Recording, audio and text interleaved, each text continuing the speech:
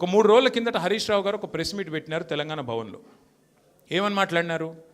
Singareni collieries ఏదైతే ఉన్నదో అక్కడ 1000 కోట్ల బొగ్గు కుంభకోణం జరిగింది.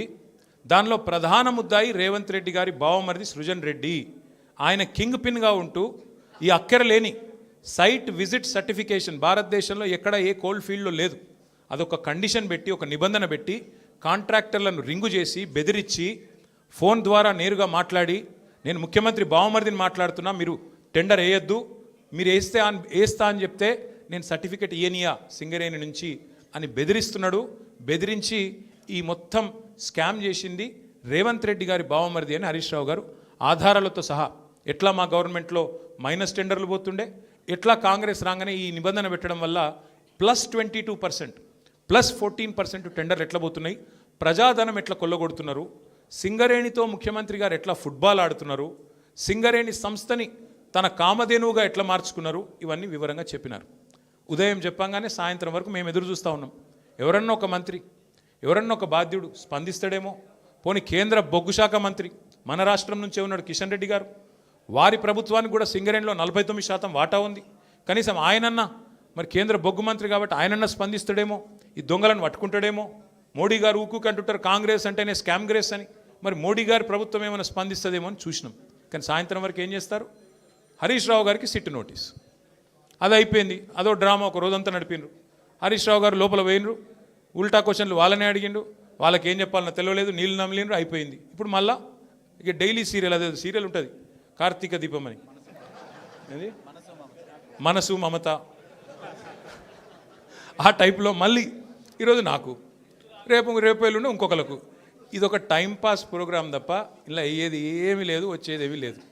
మా సోదరులు వాలంటరీ రిటైర్మెంట్ తీసుకున్న additional director general of police RS Praveen గారు మిగతా విషయాలు మీకు అన్నీ చెప్తారు, నేను ఎక్కువ చెప్పా. ఎందుకంటే వారు ఇటున్నారు, వారు అన్ని విషయాలు వారు వివరంగా చెప్తారు. ఎందుకంటే వారు గతంలో ఐపీఎస్ ఆఫీసర్గా పనిచేసినారు, వారి తర్వాత ప్రెస్ మీట్ పెట్టి అన్నీ చెప్తారు. కానీ ఒకటి మాత్రం వాస్తవం, ఇవాళ రేవంత్ రెడ్డి గారు ఆయన దొంగ కాబట్టి, అడ్డంగా దొరికిన దొంగ కాబట్టి, ఇంకా దొంగ పనులు చేస్తూనే ఉన్నాడు కాబట్టి, అదేదో సినిమాలో బ్రహ్మానందం గారు దొంగ ఉంటాడు, ఉరికురికి దొరికిపోతుంటాడు, అట్లాగే ఈయన కూడా ఈయన స్పెషాలిటీ ఏంటంటే ఉరికి దొరికిపోతాడు. ఉత్తగానే సింగరేణిలో దొరుకుతాడు, మూసీలో దొరుకుతాడు, హైడ్రాలో దొరుకుతాడు, ఎక్కడ పడితే అక్కడ దొరికిపోతాడు, హిల్ట్ కుంభకోణంలో దొరుకుతాడు, లగచర్లలో దొరికిపోతాడు. దొంగ ఫాస్ట్గా దొరికిపోవడం రేవంత్ రెడ్డి గారి స్పెషాలిటీ. ఇంకా విచిత్రం ఏంటంటే ఇవాళ ఒక దొంగ లేడు ఈ రాష్ట్రంలో, దండుపాలెం ముఠా ఉంది ఈరోజు. క్యాబినెట్ ఎవరిది వాళ్ళు అందిన కాడికి దోచుకోనే స్కీమ్లో భాగంగా ఈరోజు వాళ్ళు దోచుకుంటా ఉన్నారు. ఆ దోపిడీని మేము బయట పెడుతుంటే వాళ్ళకి ఎక్కడ లేని మంట వస్తున్నది మా మీద. మాకేం ఫరక్ పడది. మీకు తెలియదు కానీ మీడియా వాళ్ళు మీరు కూడా మాకు తెలియకుండానే సాయం చేస్తున్నారు.